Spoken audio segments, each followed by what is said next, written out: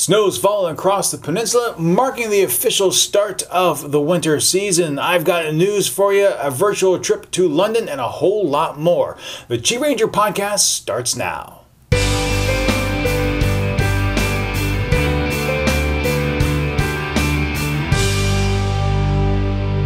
Ladies and gentlemen, welcome back to the podcast. My name is Steve Miller, the internet's QiRanger, welcoming you to another fun week of the QiRanger podcast here on YouTube, or if you're downloading it through iTunes or on QiRanger.com. Thank you so much for spending part of your week with me, part of your day. I am jazzed to have this show for you today because there is some really cool stuff coming your way.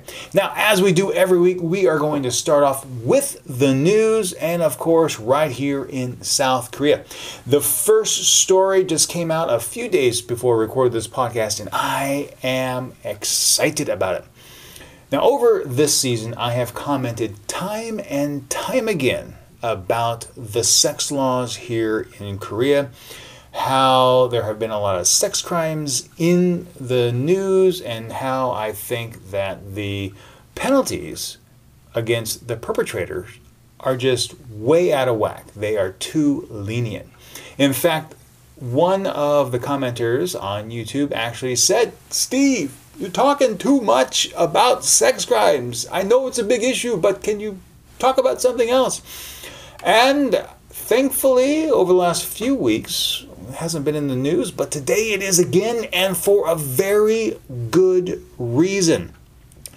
The sex crime laws are undergoing a major reform. Now, a few weeks ago, I mentioned that the so-called "I was drunk" excuse has been eliminated from any kind of plea deals or any kind of deals that would lessen a sentence, but here is the big news. Sex crimes, specifically sexual assaults against a minor. Well, let's back that up before we even get there. Sex crimes are now a public crime. Before, they were classified as so much more as a personal crime. So if you were to go to the person and work out a deal where you would apologize or maybe pay off that person, the criminal case would be just ignored. That's no longer the case. It's a public crime, and regardless of what happens between the perpetrator and the victim, police are going to prosecute. That is awesome. That is the way things should be. Also, with respect to assaults against minors, this is also huge news. Originally, the minimum sentence for such a crime was only 3 years and a maximum of 25 years. Again, just really grossly understated. You attack a minor sexually, and you could get off with as little as 3 years and a maximum of 25. But now the minimum is 5 years. And there's a possibility of life in prison. That's awesome. When someone robs an innocent child of their life, specifically through such a violent crime as a sexual assault, they deserve to be put away. And I am thankful that this has been instituted on the books. One more piece of really cool information is that Korea now has done away with the statute of limitations as it refers to sexual assaults against minors. So if someone committed a sexual assault against a minor, and because of intimidation tactics or whatever, years and years and years went by, and finally that young person has grown up and wants to press charges against the adult, they now have an avenue to do so. There's no statute of limitations. Still may be very, very difficult to prove a crime was committed after so many years, but at least there's the opportunity for that, and that is awesome. Also, in the news this past week was, of course, the non-launch of the Nauru space probe here in South Korea. This would have been the third attempt to launch a rocket up into space from South Korea, and even though South Korea got the part and made the repairs, there were some other things that just didn't quite go right, and they scrubbed the launch. Now, I think that's a really good move because the nation has spent a lot of money trying to get a space rocket up in there, a rocket into space in the high Earth orbit to join the so-called Space Club. And after 2 failed attempts, you don't want to waste money on a third if you have the inkling that something may go awry and cause it to explode on the way up there. So kudos on them. No word yet on when the next launch is going to take place, but I really cannot wait for the launch. If at all possible, I'm going to try and get down there because I love the sound of rockets as they ignite, and you hear the rippling of the sound, the popping as it blows through the air as it lifts off. That is really just amazing. And I hope since I'll be out of the country in January, I hope it takes place in February, so I'll be here. Yeah, booyah. Also, with coming up in the elections, one of the most interesting topics is, of course, business. I recently asked my students in the classroom what they thought was the most poignant topic of the upcoming election, and many of them focus specifically on job creation. Now, the OECD has recently released a study saying that women in Korea make on average 39% less than their counterparts. And that's a very significant number, 39%. Why? Well, 10 years ago, a similar study was released and the discrepancy was 40%.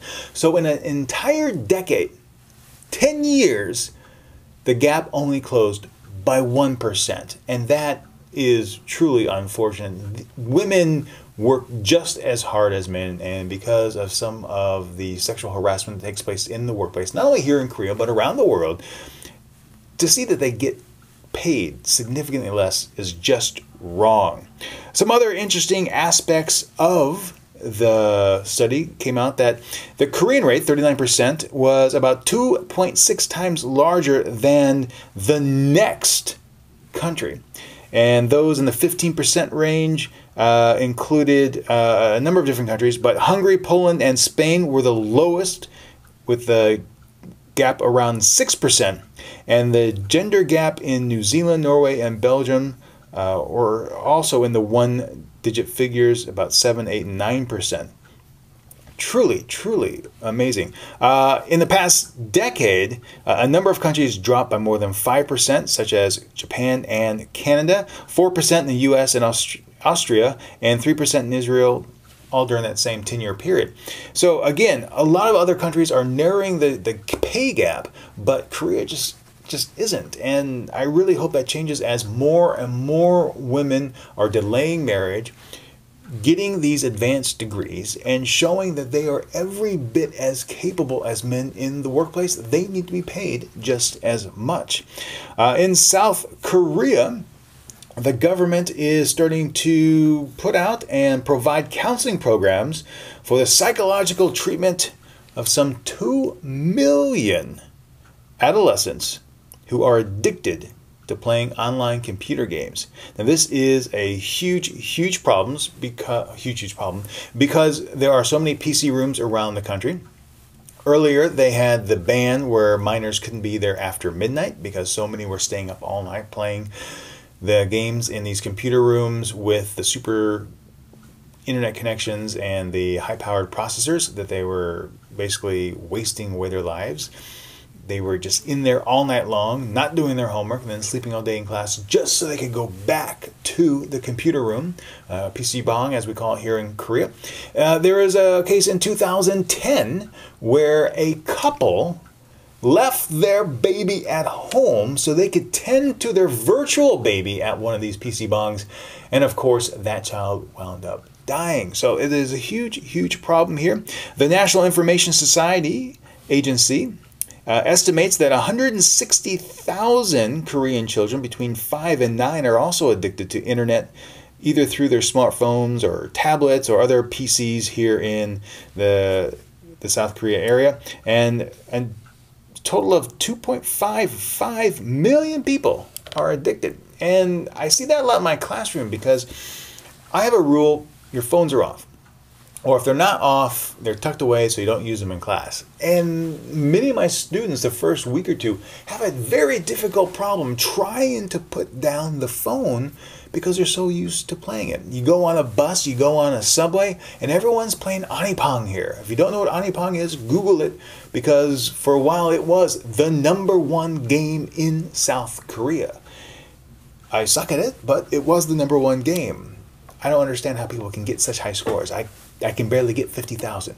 But that's not the important story. The internet addiction here really is intense. I'll give you some other examples of what I see in terms of how pervasive the internet is here.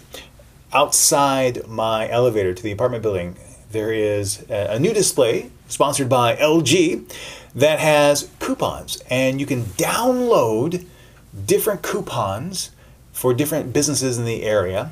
They're updated, streaming with information, and there's an AED built into it, which I thought was quite interesting. In the elevator, there's another wireless device that has streaming media.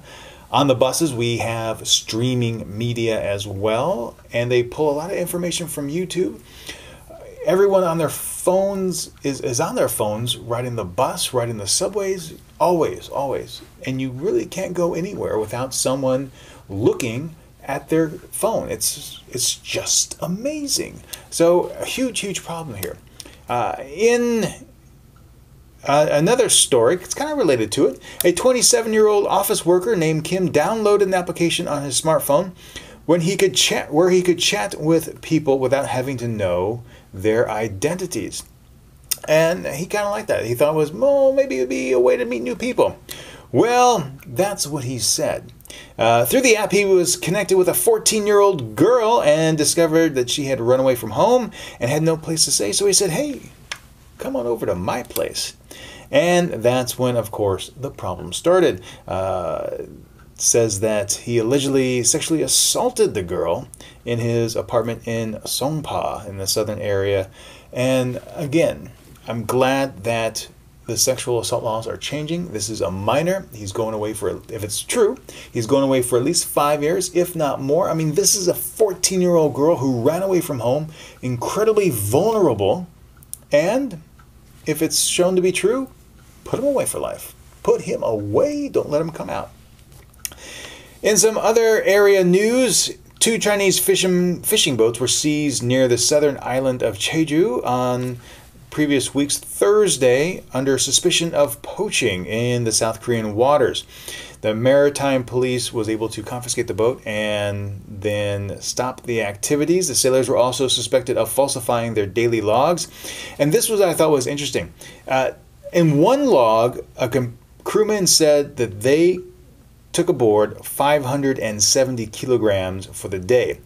Now, I haven't been able to research this to see if this was a typo in the paper, but they said in the paper 46,000 kilograms. Now, that's just a ton of weight. I can't really imagine that. I was thinking more maybe 4.6 thousand. Yeah, 4,600 kilograms. That seems more reasonable than 46,000. But on another day, there was another record of pulling in 400 kilograms when in fact it was double that. Now, one of the reasons why we have all these territorial disputes in the area is because of the rich resources. Not only is the area filled with natural gas deposits, the fishing resources are amazing, both in the East Sea or the Sea of Japan, both in the West Sea or the China Sea, the Yellow Sea, also down south by Jeju. There is an enormous amount of space available for fishing, and a lot of fishermen really want to get into that. That's probably also why we have so much conflict near the northern limit line. If you were to draw the DMZ out from Korea into the water separating the North and South countries, North Korea and South Korea, there's a lot of fish there, and that's one of the reasons why North Korea desperately wants the northern limit line to be abolished so they can go in and get a hold of that resource.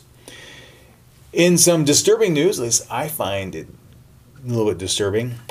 Korean elections take place in just a couple of weeks, and a recent study said that about 40% of Koreans are actually going to vote. That is a true testament of how westernized this country is becoming, because when you look at U.S. voter turnout, it's incredibly low. This is one of the most important decisions a nation can make that's open to the public, and to have such apathy towards an election, I find disgraceful. I often wonder if the Australian approach of mandating voting and putting out there that if you do not vote, there's a fine involved, would get people to take it seriously. In Arizona a few years ago, there was an initiative so that every person who is registered to vote would receive an absentee ballot or a mail-in ballot at their residence. To me, that seems like the best idea ever. You have the ballot sent to your home, you fill it out, and on the day of the election, you can either mail it or you drop it off any polling place and you're done. I just think that's a brilliant way to do it. In some business-related news here in South Korea, HSBC is pulling out of the residential banking industry, and they say that it's just too tough to keep it in the residential side of things. They're staying in the corporate side of the lending area, but in terms of private sector, no, they're done. They're pulling out. And as memory serves, the only, I would say, foreign banks that are still here in Korea are Standard Chartered, which just came back, and Citi. I believe for a time there was Bank of America here, but I think that's only corporate banking now. There really aren't any foreign banks here in Korea that cater towards customers. So if you're coming to Korea to live or to do business, chances are you're going to have to open up a business, an account with a Korean bank. As the winter season comes along and we enter the holiday season, the end of the year, shall we say, it's time for the weishik, or company party, the dinner that you just go out and have a good time with your colleagues. Now, here in Korea, that's very much part of the business culture. I've been to many over the years. And to give you an idea of what takes place during one of these events is you get together with your team, your colleagues. And a lot of times there's eating and a whole lot of drinking involved. The last weishik I was involved with in 2011 during the holiday season, we started at 6 p.m. and we finished at 2 a.m. And it was a lot of fun. I had a blast there, but like I said, there's a lot of food consumed and a lot of alcohol. Now, Samsung has instituted a new policy, which I think is quite interesting. I'm not sure it's going to take hold, but they're calling it the 119 plan. And this is that a company dinner can have only one stop. They can only serve one type of alcohol, and it must conclude by 9 p.m. Now, these new published guidelines from Samsung also are doing away with two different practices typically carried out through a weishik, and that's the bolju, or forcing drinks on another, and the sabalju, which is mixing a whole bunch of different drinks together and making sort of a cocktail.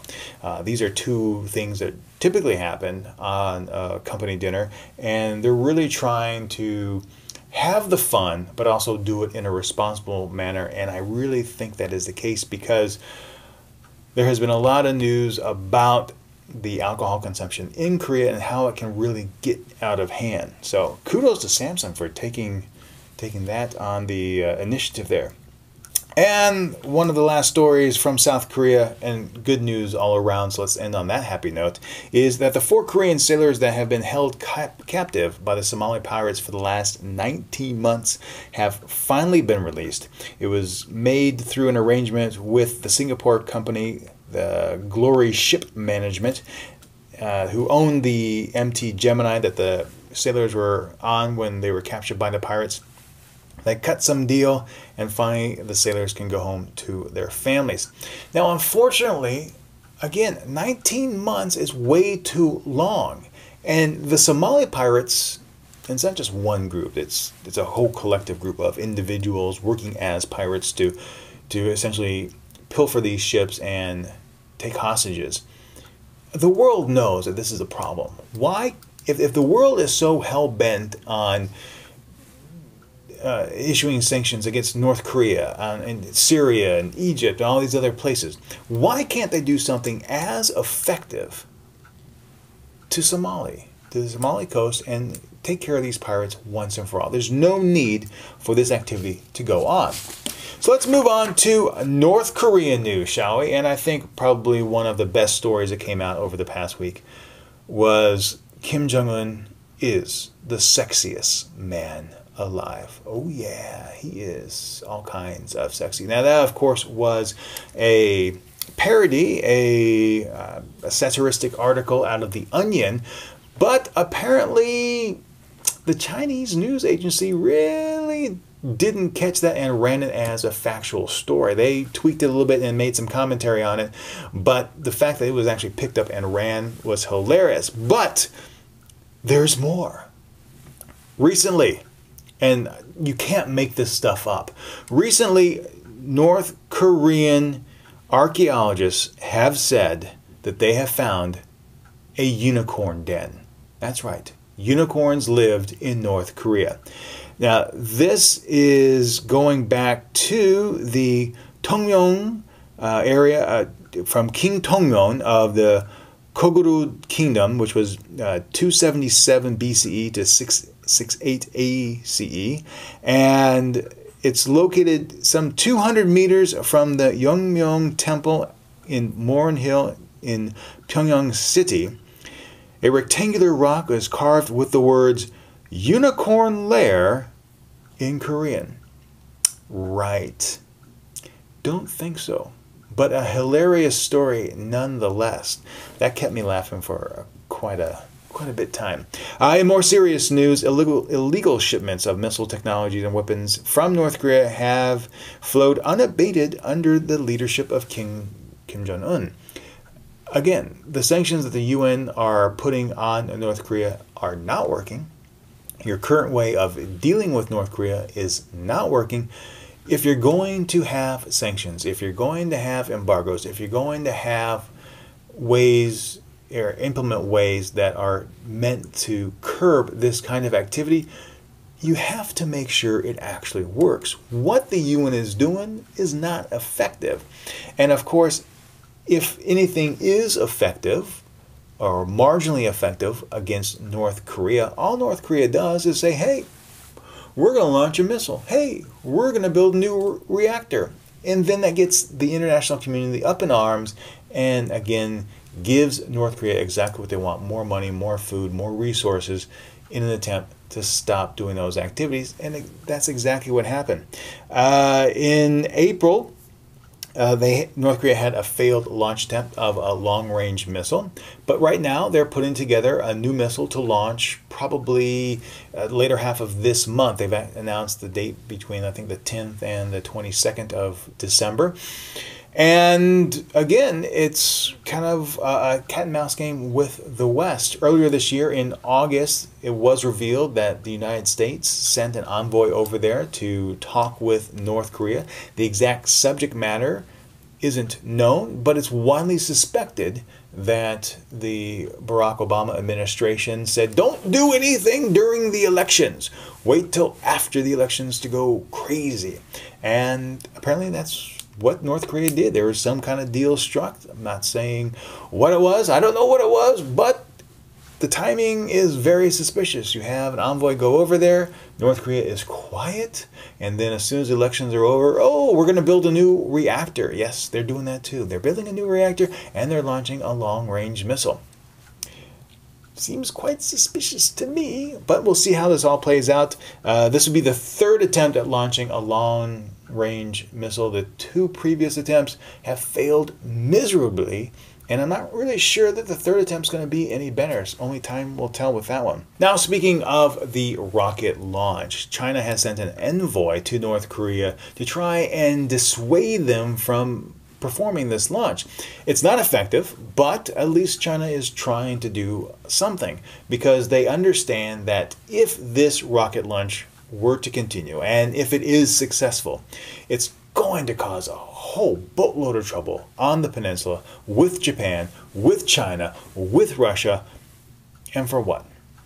Again, I always say that North Korea is doing this as a very calculated move to try and get stuff from other countries, whether it be money or food. So we'll see how well this plays out in the long run. But this envoy said that it is the joint responsibility of South Korea, Japan, and China to ensure that there is stable peace on the peninsula.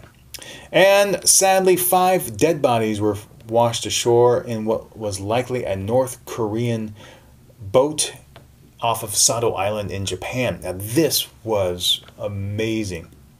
And I say that just because the pictures were coming out were so graphic. There was this boat. It was a wooden boat. The engine was ripped away. And the individuals that were there were almost skeletal and remain, frost-covered in icy waters. It was amazing to see the lengths that people will try to get away from North Korea, even in these harsh waters, in this incredibly unfavorable weather, to make it out there and to try to get a better life. These 5 souls were, of course, killed along the way.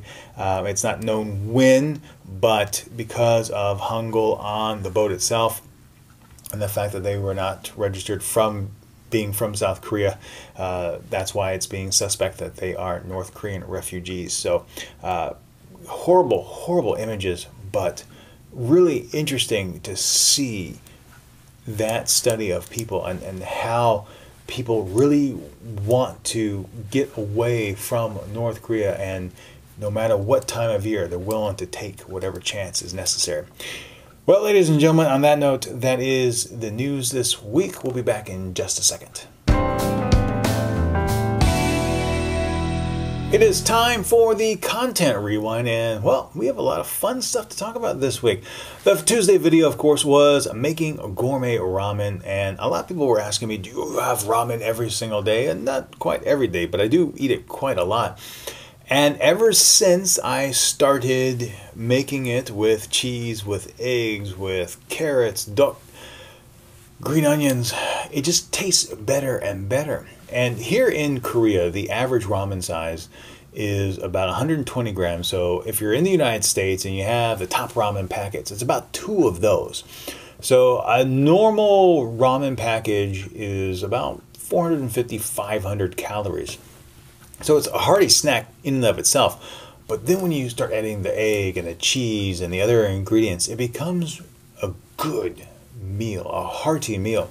And it's one of the reasons why I wanted to do this month's series about Korean cooking at home, and making ramen was the first installment. In the comment section, I've had a great time looking at the comments and seeing how other people prepare their ramen. It's awesome. So thank you. Thank you so much for leaving those comments. That's exactly what I wanted. I wanted to get some new ideas, and I love the fact that a lot of people put beef and chicken in their ramen. My mother, who you all have known for the past month, she also puts chicken in her ramen, and now that she has seen the cheese in the ramen, she's going to do that. Now, I have to confess, for a while I was putting in mozzarella cheese. I really do like mozzarella cheese in my ramen or in my kimchi jjigae. It melts really quick, it melts really easy, but it clumps together. The processed American cheese, that's the way to go. That is the way to go. The recipe for that video is going to be on the Korea blog, and both those links are in the show notes, so you can follow those. On Friday, I talked about the ultimate bus stop sign in Korea. And I recorded that video near my university as I was leaving one night on the way into Seoul. I had to get to Seoul early to go bungee jumping for Korea Today. And I looked up and I saw the sign. And I was really blown away. Now, if you haven't watched the video, take a look at it, because the information in there goes far beyond what I have seen in Seoul, far beyond what I've seen here in Dongtan. And to give you an idea, it has the village buses, which you don't find, I haven't seen anywhere. And all the bus stops around Korea, on all of our travels, I have never seen that. And that really impressed me. It has the subway information, which also really impressed me. I never thought that a bus stop sign would have subway information on it, and the traffic delay information was also pretty damn cool. There wasn't really anything interesting about the way I shot the video, but the fact that you had all that was amazing.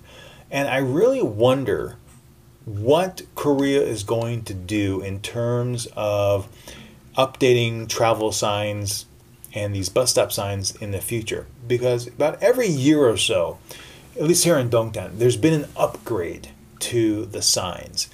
How many stops away, the animations, the amount of detail that is put on them. And I wonder if they're going to go towards this Anyang sign where everything is just in there, because that would be brilliant. Because where we live in Dongtan is not too far away from a couple different subway stops. So to put that information in there would be very helpful. And we're also not too far from Yongton and a few other areas. So having that information in there in terms of travel time would also be very helpful. So that's pretty cool.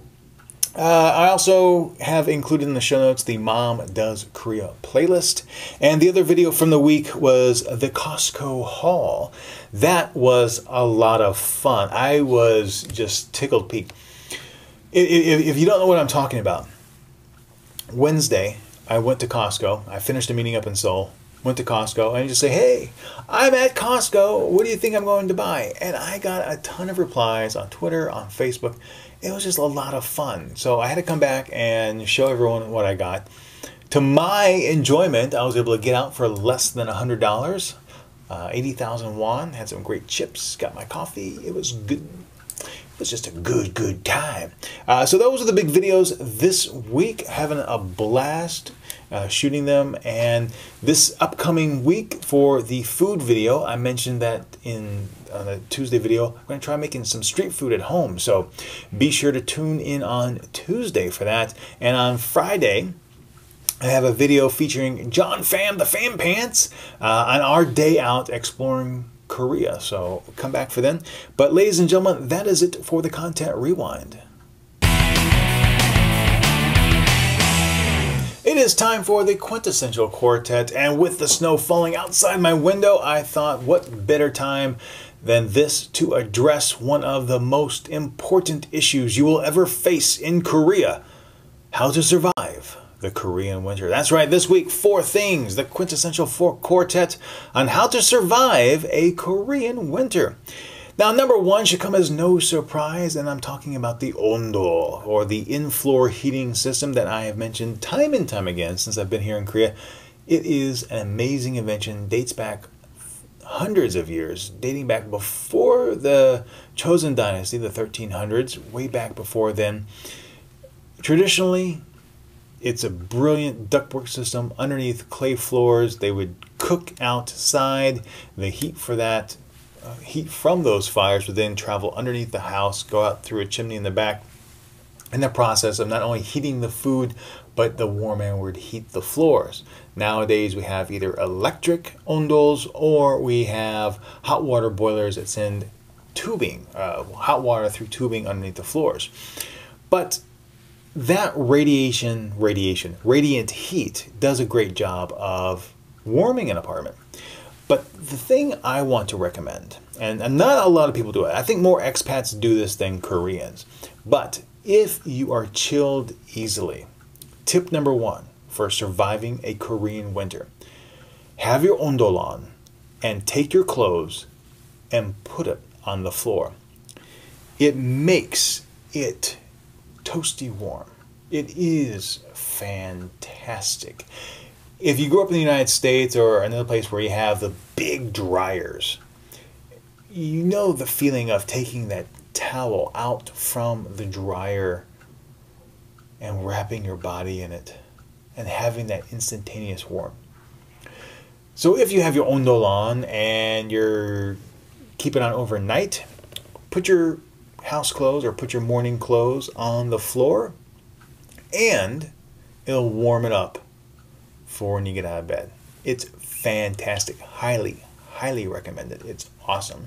Along those same lines, tip number 2, if you have clothes that are damp from snow, from rain or something during this time of season, change out of those clothes and put them on the floor with the ondol on.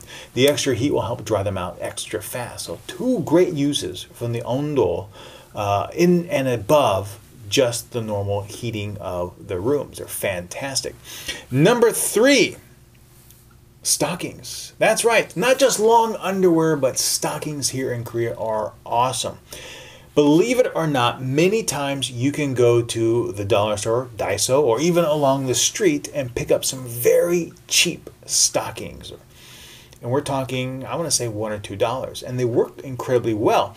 But if you spend a little bit more money, you can actually get stockings with felt on the inside or fur on the inside. And these do a crazy job of keeping out the wind and keeping your legs warm. Because while Korea in and of itself I wouldn't classify as being very cold, I think on our coldest day during the winter we're looking at minus 20 Celsius. The wind sometimes just rips through, and if you don't have good coverings over your legs, it's not pleasant at all. So get some stockings, preferably with a fur. You'll thank me later. It makes it really easy to get through the winter. And finally, tip number 4 for surviving the Korean winter are little bitty hand packs. You can pick these up at drugstores, you can pick them up on the street, Daiso, whatever. They range anywhere in price between 1,000 won for small, cheaply made ones to some that are 10,000 won a piece. The difference being the incredible quality, and I'll give you an example right here. We recently bought a 1,000 won variety, and it never really got all that warm. It got a little bit warm and did a little bit of a nice job, but nothing to really write home about. The 8,000 won one that we had, we cracked it open, got the chemicals working or whatever makes it hot inside, stayed hot for 12 hours. And when I say hot, I mean you needed to have something on your hand or in between your skin and the hot pouch because it was that warm. So you get what you pay for with these things, but they come in a variety of sizes and shapes, and yes, heat degrees would be the best way to say it. Because you can hold your hands and hold your hands. Will you hold my hand? You can put them in your hands to keep your hands warm. There are specially shaped ones to put in your shoes to keep your feet warm. A lot of young ladies will put them in their stockings to keep their legs warm. You can put them in your clothes to keep various parts of your body warm. I've seen different kinds of hot packs that are USB charged that fit into your clothes so you can keep your body warm. Really, if you're here in Korea and you get chilled, these are one of the cheapest and best ways to stay warm. You can find these everywhere, and time again I've been out, my hands have just been freezing cold. So I'll go into a pharmacy, get one of the hot packs, break it open, I don't know, say break it open, but crack it open, and then let that keep my hands warm. Fantastic. So there you have it, 4 tips. The Quintessential Quartet. I want to keep on saying the Quartet. The Quintessential Quartet for surviving a Korean winter. If you have a tip about how to survive a Korean winter, be sure to leave it in the comment section down below. And if you have a topic you would like to have me address here on the Quintessential Quartet, be sure to send that to questions@QiRanger.com. Ladies and gentlemen, it is time to set course for adventure one more time. And this time I am joined on the line by Stephanie Yoder of 20-something Travel. She is experienced. She loves to go around the globe, and I am jazzed to have her here today. Stephanie, welcome to the podcast. Thank you for having me. So, Stephanie, where are you today? Today I'm in Washington, D.C., which is my hometown. Really? My brother actually lives out in Alexandria. Okay, I live in Arlington. Oh, okay. Yeah, he's actually moving house right now, but we were actually out there, I think, 2 years ago when he got, no, sorry, a year ago when he got married, and I absolutely love it. I have a number of friends out there, so I'm very jealous of your location because of the great food and the great historic sites that you have in your vicinity. Yeah, it's a really cool city. But we're not talking about Washington, D.C. today. What are we talking about? Today we're talking about London, England. London, England. Now, I have to ask before we get into the travel talk, are you a Doctor Who fan? You know, I'm not. It's on my list of things to start, but there's so much of it that I know once I start, it's a big time commitment. It is. And then you have the spin-off Torchwood and stuff. So I think you will like it because everyone who has started at least watching the, I wouldn't say the reboot, but the latest incarnation of it has really enjoyed it. So let's talk about London, England. What are some quick facts about London that people may not know about? So, London is one of my favorite cities in the world, and there's a lot of reasons for that, but one of the big ones is because it's so very vast. It's absolutely huge. Greater London has over 8 million people in it. Wow. It's the third largest city in Europe behind Moscow and Istanbul. Well, I never really thought of it in terms of that nature, but I have a lot of friends that live there and I watch a lot of programs out of London, and you read about the congestion tax and how busy the streets are, and I guess that really does make a lot of sense.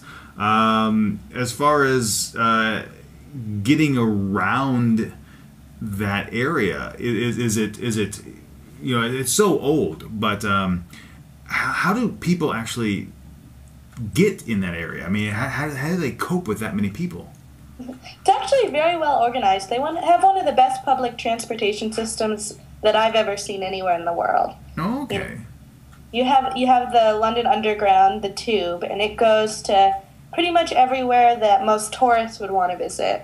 And then you have a really extensive bus system as well, and they're both very easy to take and really very accessible to visitors. Oh, cool. Now, being an island, there are several ways to get into England, I should say. So how did you arrive to England? I flew from the U.S. So with your arms? Were you very tired? Yes. It's a long flight. So you flew in. Which airport did you land in? I landed at Heathrow, which is the big international one where probably most people coming from the North America at least would end up.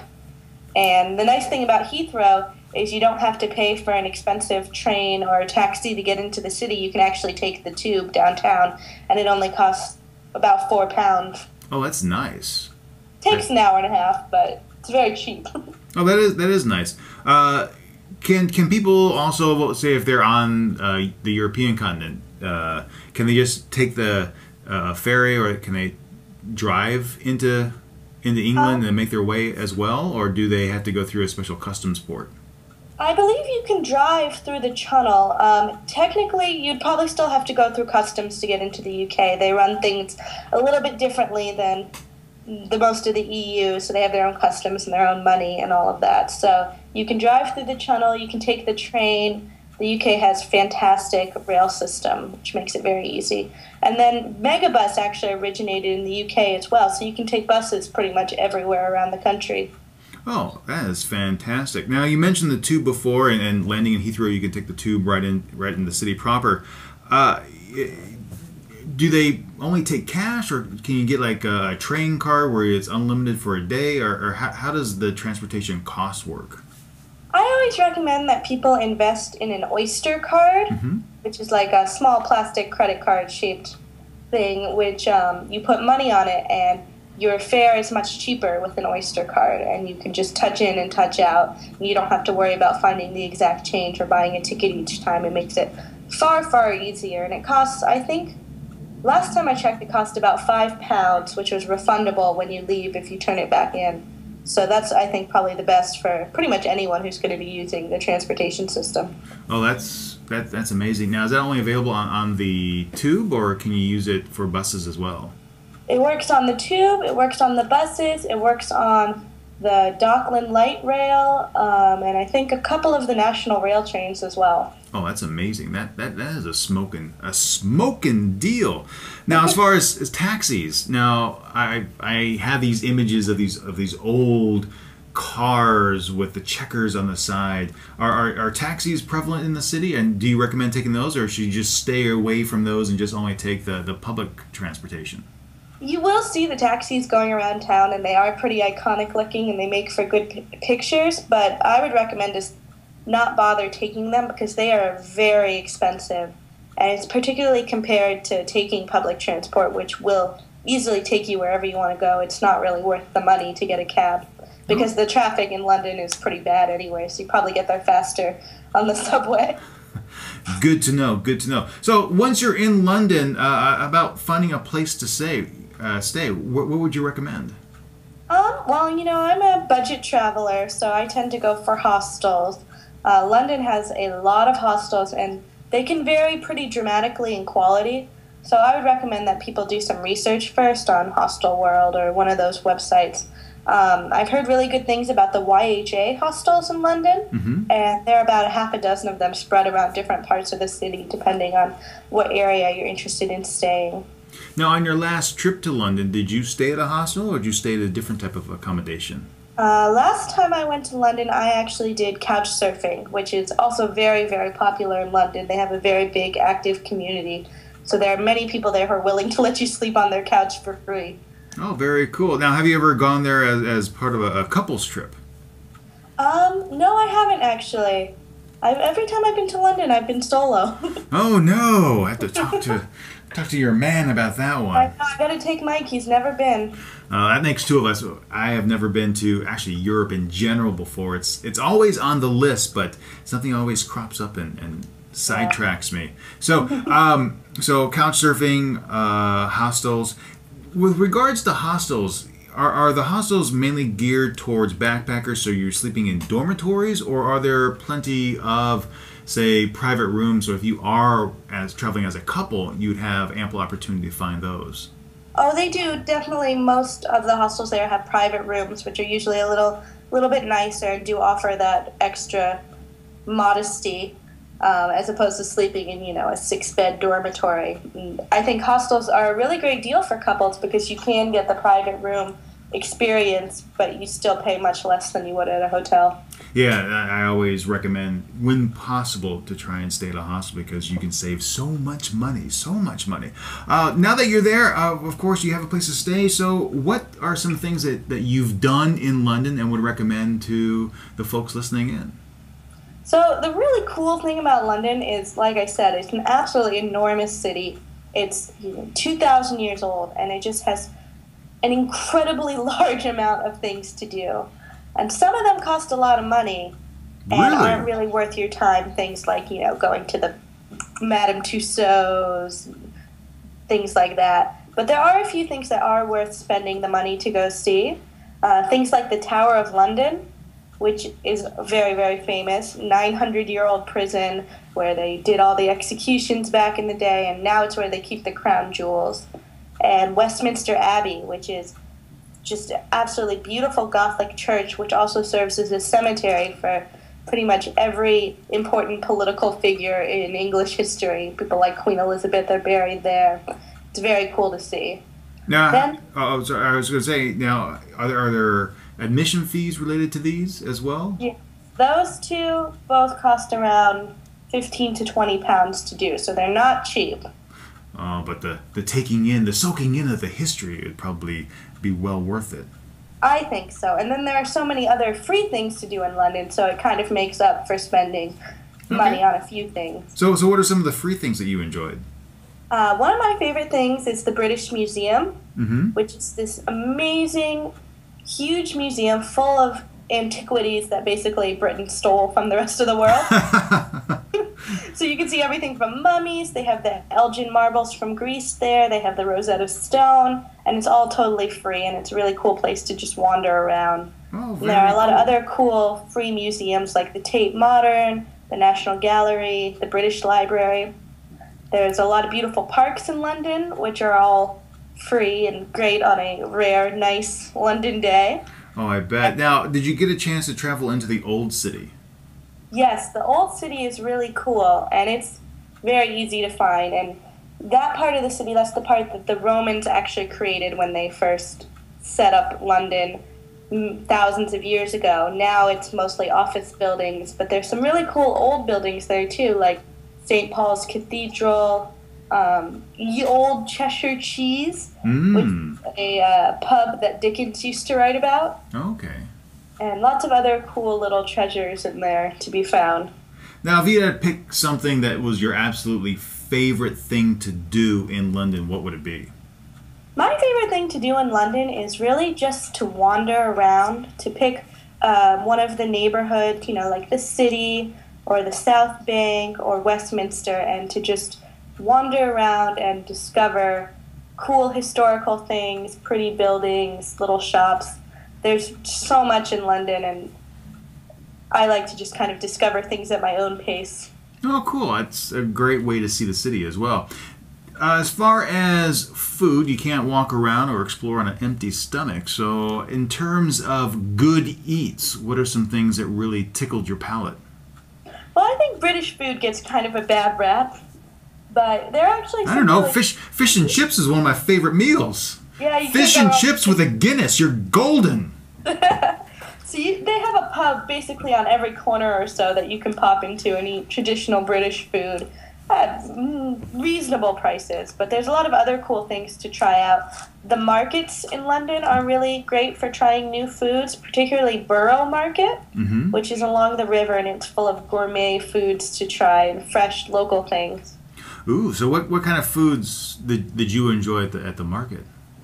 They have interesting things, they have like everything from racks of ribs to fresh salads, fruit that just came from outside the city, a lot of different things. Oh, you're making my mouth water. It's amazing. What about international cuisine, since London is certainly an international city?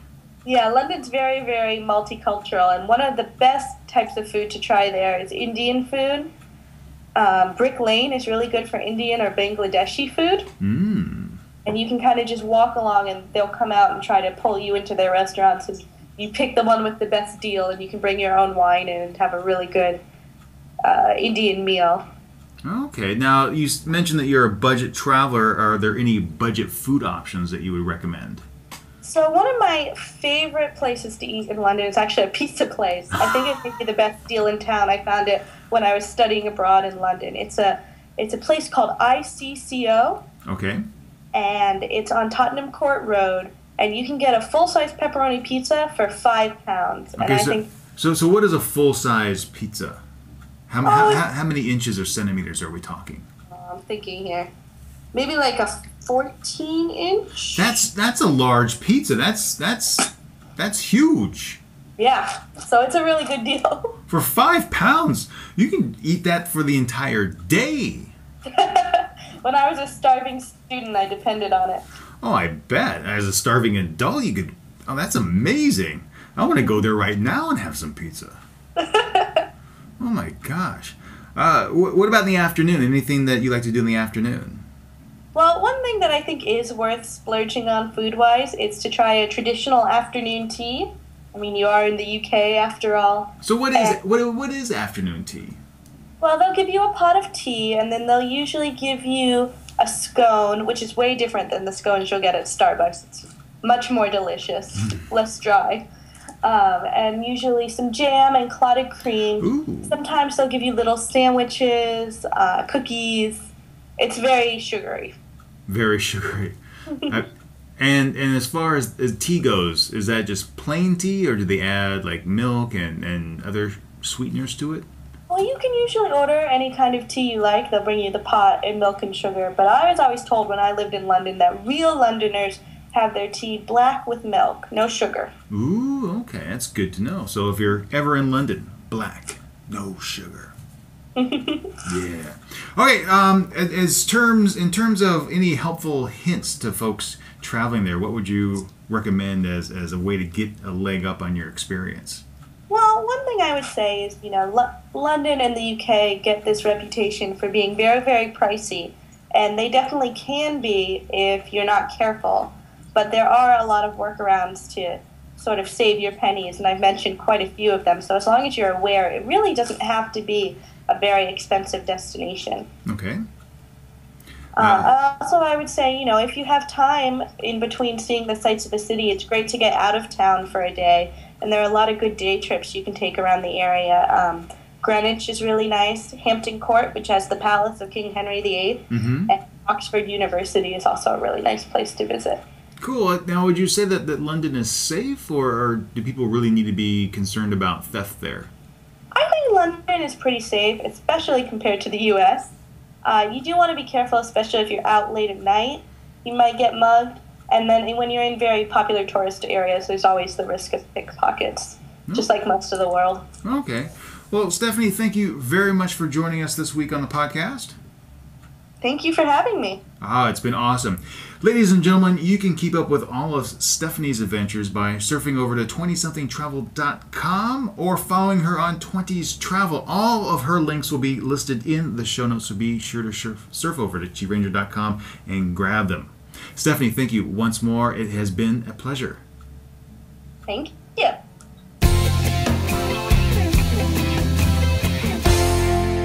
Ladies and gentlemen, that will just about do it for this week's podcast. I would like to thank once more Stephanie Yoder of 20-something Travel for being this week's guest on Set Course for Adventure. If you have any feedback about the podcast, please send that to me at podcast@QiRanger.com. You can also send your questions to me at questions@QiRanger.com. But to keep up with all my adventures here in Korea and around the world, be sure to follow QiRanger on Twitter, Facebook, and Instagram. But until next week, it's a lot of butts. Maybe baby got back. Anyway, until next week, be true to yourself and always be awesome. All right, let's do this thing. Let's do it, let's do it, let's do it. Bam!